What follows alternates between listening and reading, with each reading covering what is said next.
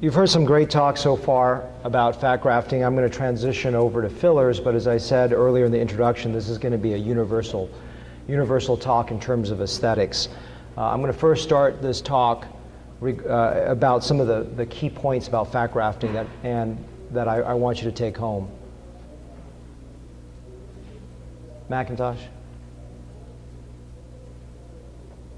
I do a lot more fillers and fat grafting now because I can get even more predictability with fillers, and almost all my fat grafts I do filler touch-ups on. So I'm going to talk about that in just a minute here. So some ideas about fat grafting. One is that fat is bioactive. It's not a bioinert substance. This is not a hyaluronic acid product. And I think it's a very important take-home lesson, especially in the state of Texas where obesity is rampant and weight gain after procedures is a problematic issue. So I find that patients that are on a downward slope of losing weight is actually a safer candidate than someone that says, I've lost all my weight and I'm ready to do my fat graft now, because it's very, very sticky and it stays. And that's my second point, which is fat is permanent. This is a lady that came to me from another state. I do a lot of lip corrections, and she said, I had silicone injected and I started to operate. I said, no, you've had fat. She goes, oh yeah, I had fat 10 years ago. And I can see that those are fat lobules. And I've done so many lip corrections, I know what is what. And so this is 10 years out. It's not scar tissue, it is not edema. It is actually viable fat that's been there for years, because fat is not naturally in a lip. The other point is, you've heard that, lower eyelid, initially we've had this fear of that it's going to be a problematic technique, and Mark really taught me a very, very safe way to do this and reproducible. And it's actually quite opposite the way you do a filler with a filler cannula. If you stay deep and you place small aliquots and release the Marcus marginalis there, I think you can get very predictable, safe outcomes. One of the biggest things is fat does take very well in the midface, and for me, one of the two areas that you see that just look artificial, and you probably see it when you walk around this convention center as well, it's the lips and the cheeks. They don't balance, and there's something that jars with your brain and your mind, and when you see that. I actually don't put any fat in the anterior cheek at all anymore. Everything goes laterally. When I do periorbital fill and lateral fill, I find that the anterior cheek is well placed. Now, to Mark's point, I agree, it's not just sitting over the malar eminence. It's a very widespread fill, and that aesthetic will be delivered more carefully. When I do anterior cheek fills with fillers, but when I do so, I'm always cognizant that this dynamically could be a problem. So when I don't have the control with fat, I'll have them sitting up, I'll have them smile as I aliquot drop into the anterior cheek.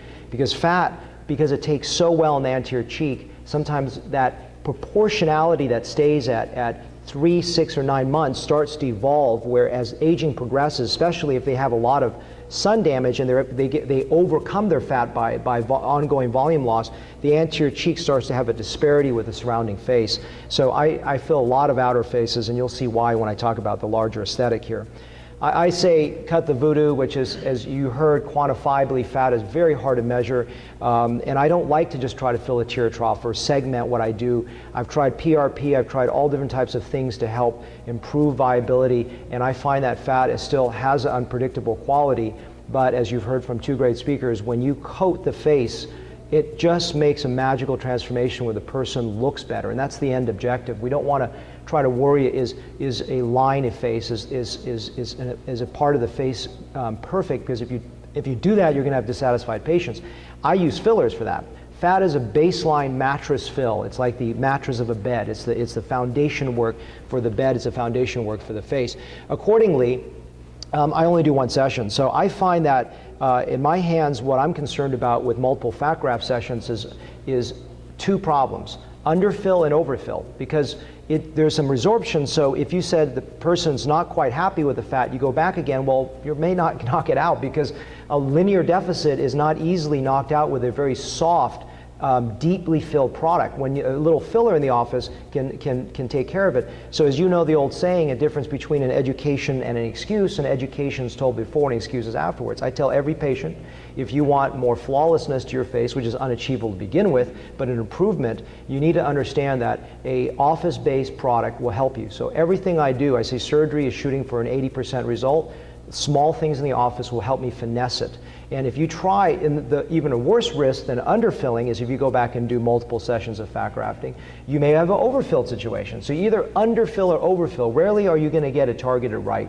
So talk to patients about possible touch-ups, and those touch-ups for me are going to be in the office. And so that is using fillers. And so that's, for me, an important thing. And as surgeons, if we're purists, we say, well, we have to do everything surgically. I believe that that's just not the case nowadays with advanced modalities that can be done in the office.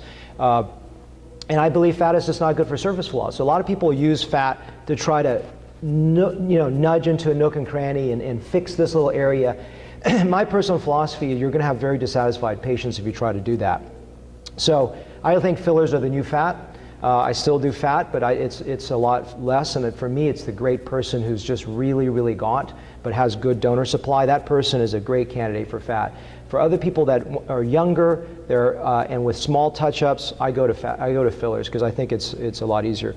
And the advent from the larger cannula to the microdisposable cannula, for me, has been the reason why I've moved toward more fillers, because I have the ability and the capacity to do very gentle artistry in the office. Clearly, also, there's other things such as blood supply that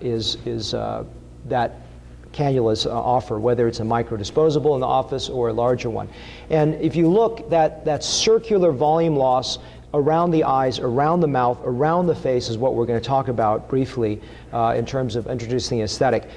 I'm so focused on this outer perimeter of the face. I think we really oversell the front and we undersell the side. The side is how we architecturally view a face from 20 feet away and get an inkling of that person's age from these confluences of concavities and convexities. And so I like to talk about actually these circles, and if you think about these circles, that is really what I'm focused on. If you saw my live injection of the night, that's what I'm really focused on. For me, it's like a frame to the face. And that framing is so important. And we go back to that initial photo, you can see that framing element that's there. And then also, as you've heard probably either in my talk or other talks, the concept of inverting that shape. So in some examples, we'll talk about inverting that shape, which is important in my opinion. You've also heard things about the OG. And I think the OG is important, but in my opinion, it's overrated because it's really the anterior face. When you focus on the anterior face, that is how we interact with each other on a social professional level, and I think that's how we have to view our results. Another trick for you guys that are doing volume, I personally believe that when we use fill flash, we blow away our results, and you can't see them because in a real life encounter, we're dealing with overhead lights. Right now, when I evaluate you, I'm not evaluating you with a flash. I'm evaluating you with the over-down, top-down light. Now, too much light creates too much shadow, and it's also not good. You have to have a very small room that's white balanced and has, you have to play with that lighting to make sure you can show your results. So the concept here is filling these zones 1, 2, and 3. We're going to go a little bit more into detail about filling those zones and that perimeter work, which is really, and not out there because that's where the fatter part of that inverted egg is. And when you're really looking at the zone right here, what you're seeing is this is at the temple juncture, a convexity with 2 concave patterns. And that little pattern needs to be changed to a relatively confluent convexity. And that, I think, makes a huge impact overall in the aesthetic result of someone. So these are the frame elements. We're going to go into a little bit more detail, some new concepts that I just presented once in Las Vegas, and then filling around the perimeter there. The temple fill, whenever I fill a temple, you always want to go back to the lateral, go back to the central view, so the frontal view. So I'll fill a little bit of the temple, come back and look at the patient from a frontal view, because that's how we interact. And you can overfill a patient if you're just always from the surgeon's side, which is lateral, right? If you're always lateral, you're not going to see it. So I'm always re-engaging with the patient from a frontal view as I fill. And so that's important.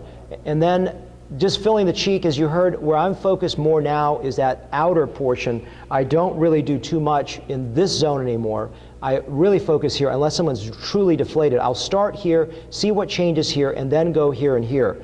So that is the under eye and the anterior cheek. And that's really where I am now, that modification here, 1, 2, and 3. from an older idea. So again, I have the slide one more time. I'm really wary of the anterior cheek. You can always come back and fill it, but I feel that the support of the outside is so, so important.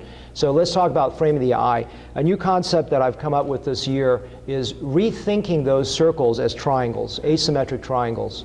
And I believe, if I can advance this here. Julian, can you help me advance this? I'm not sure why it's not going forward. Oh, and we're done. Now, so as the slide comes up here, I want to talk about the triangulation. What happened over back there? Is it jammed?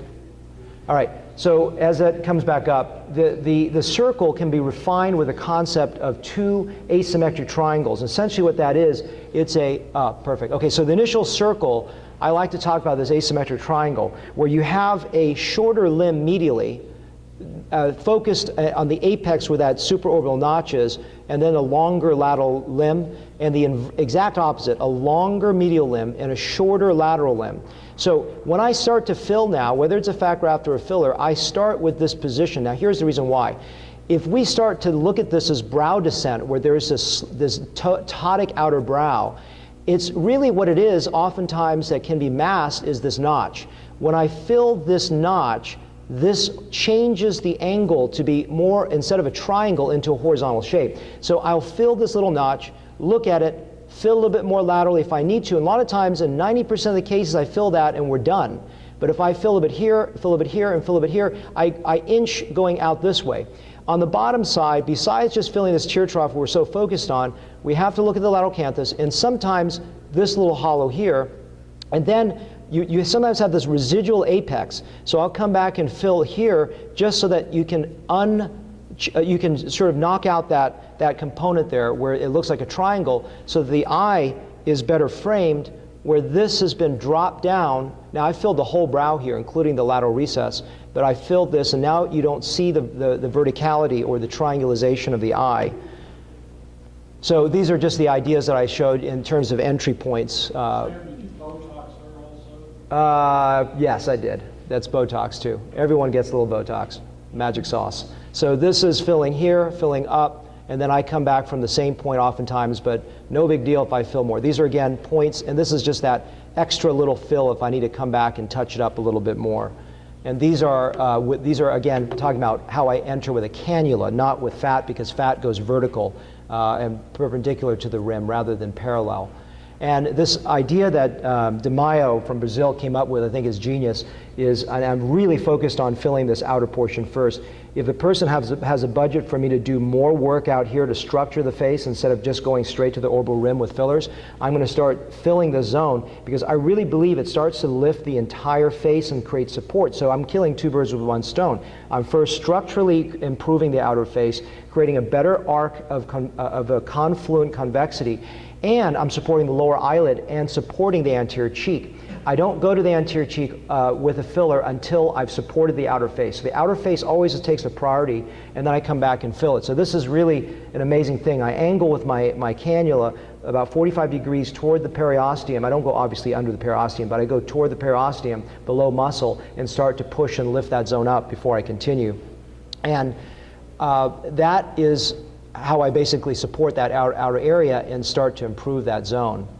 And this is just framing the mouth, which is the concept you heard from Mark already, which is a little bit about this anterior submental depression, but it's this whole zone. It really is everything from the labiomental sulcus, the prejowl sulcus, this whole confluence. I used to call it an upside down U, but I think it's actually much more universal in that whole zone that needs to be done. And this, if I have enough product, I'll go to it. If not, I'll usually skip it.